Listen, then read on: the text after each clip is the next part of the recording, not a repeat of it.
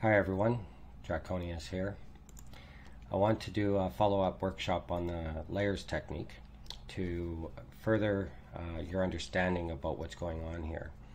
There was a post about the materials and Turkish gold and stuff, and just realized that with the materials, the Turkish gold is just taking out the blur so that things that would normally look rounded because of that trickery are more sharpened by that Turkish fix that they did. It has no bearing whatsoever between Turkish gold and say normal gold as a layer in this process. The only thing that does is it's a visual representation of that material type, and it doesn't play into the geometry of this technique, just to put that out there. So what I always advise is just thinking about your working pieces, and those pieces will be different colors. So for example, I'm going to show you here. If we were to try to make a sloped block and then input this half cone pillar that I put in there, it would be artifacted because this piece obviously has its own geometry, and inputting into here with its own geometry, they're not going to match. So the way around it is, let's look at layers. So what I've done is I took in that, I put it into the block prior to cutting, and it's just that one extra simple step. I'm going to go take my line tool, line it up with that. I always like going the one extra.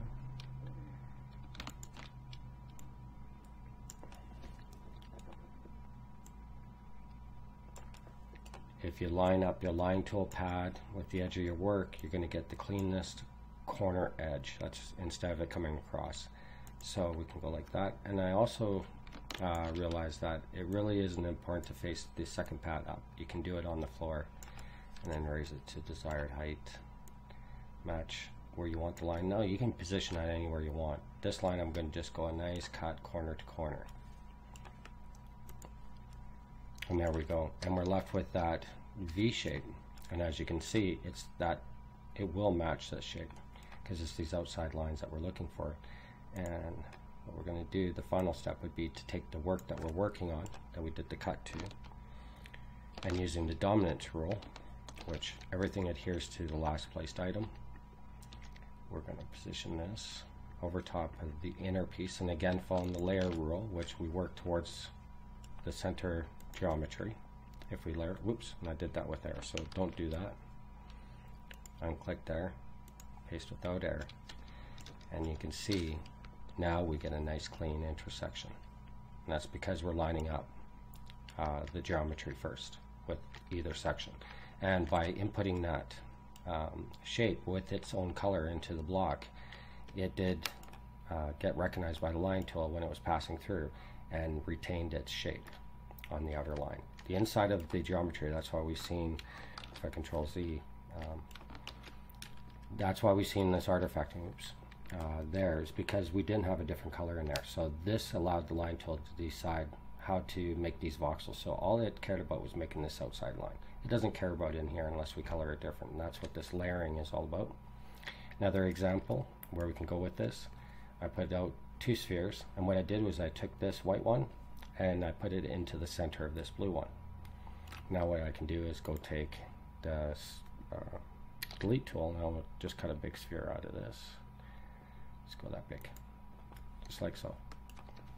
And then what we can do, and we can even, let's make this a little bit more fancier. I'll do one back here too. Oh, that's ugly. It's not goes. We always got to leave a little bit of meat. So let's go like that. What I meant by that is always leave some voxels between your cuts. If you're trying to cut right against another cut, chances are it's not going to turn out right. You need some volume there always to allow the geometry to take form. If there's not enough volume, the geometry will artifact. So we'll just copy this using the dominance rule again. The piece we worked on and did the cuts, we'll go over top of the original inner piece of geometry. You're always working backwards like this. That's probably the most confusing part about this, is you got to think things in reverse order of how you're going to put it together. So that looks about right without error. See, no check. And look at that. Now we were able to do some stuff here that would normally have taken quite a bit of work, and probably reactor work to get that to look as good as this. And I mean, that's pretty acceptable. There's a little bit of, you know, blemishes, but nothing that I would really scone about if I saw this on a build.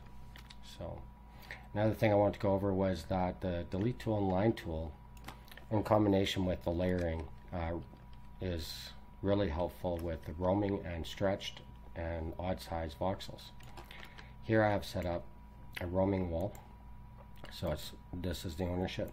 It extends to there, and this other voxel is actually this plate on the back, so it's right on the bottom of the selection box, but it's only paper thin. And what we can do is take the delete tool and go through it. It retains the shape, and we can do just like with any other of the techniques with the layering. You can copy, and with a straight wall it's a lot easier.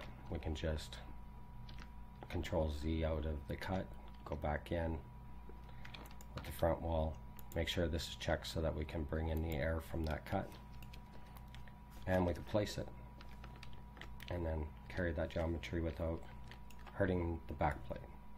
So, and then we can layer our geometry that way on walls. Same thing here. You can get really funky, make some kind of nice things. Again, just copy your layer, further back,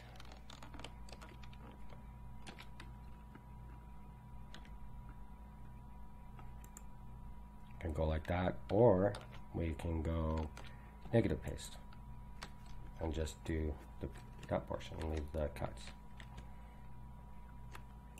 And this here is 2 1.5s with that plate in the center. And again, we can do some stuff like that. Copy both these walls, just this whole section like that.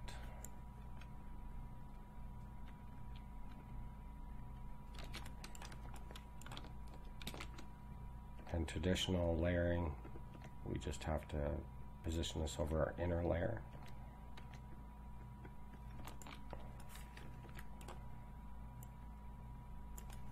And then uncheck the paste width there.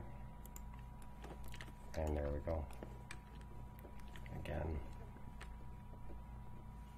using a layering delete tool on, and that was a stretch voxel. Those are our micro voxels as the plate.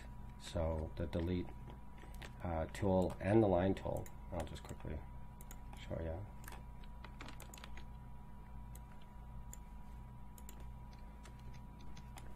Work on stretched and roaming voxels without distorting them. Just make sure the colors are different.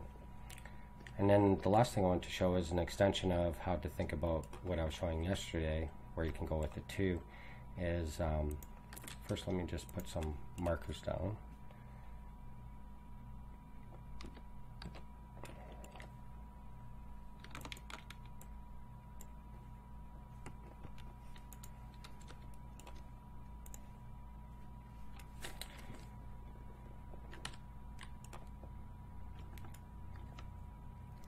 Just this one's a little bit more difficult to line up the paste, so I want to just have some guides here to help me line it up easier.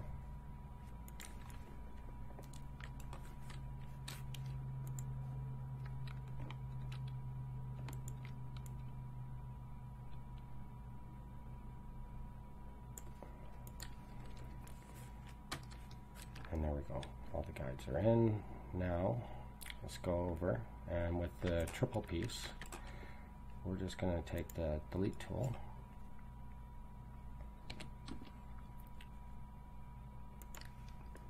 and delete a sphere out of there. And then what we can do is go and take this, once we've cut it, we're going to copy it, and then we're going to Control Z and go back. Then we're going to put this piece back over top, and you're probably going to guess it, we're going to negative paste this over top of itself.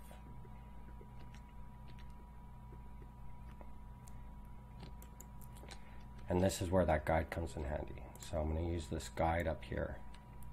Grab this.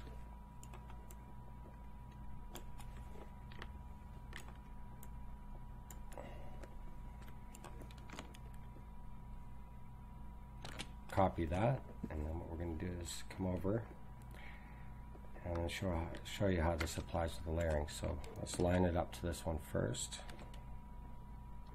Turn it around because it's the other direction. And I'm just going to follow that square guide that I put out to line it up.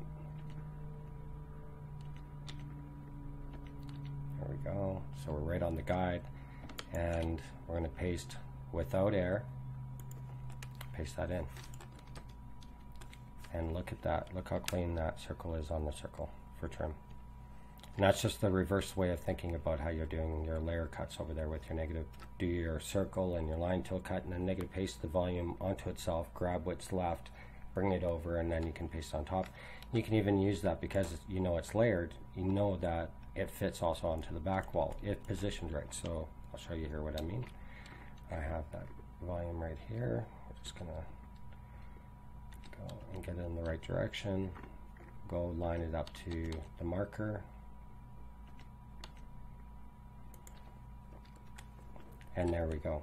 And as you can see from it being on that layer over there, it's only the one thickness out. Over here, you have to position it to accept layer 2 that was cut on top of, because this is layer 3. So that's the way to look at that. And hopefully that was helpful and informative. I hope you guys play with this and start seeing for yourself how powerful these tools are, and start to use them in combination. Not just layer, but use your negative pasting, your delete tool, like reverse your way of thinking about stuff, because really I'm starting to see that I think building is going to be a lot easier when you think about how your geometry has to go together and build your pieces separately and put them together as a layer, cut them, do what you need to do, piece them back together. It's going to save you a lot of problems.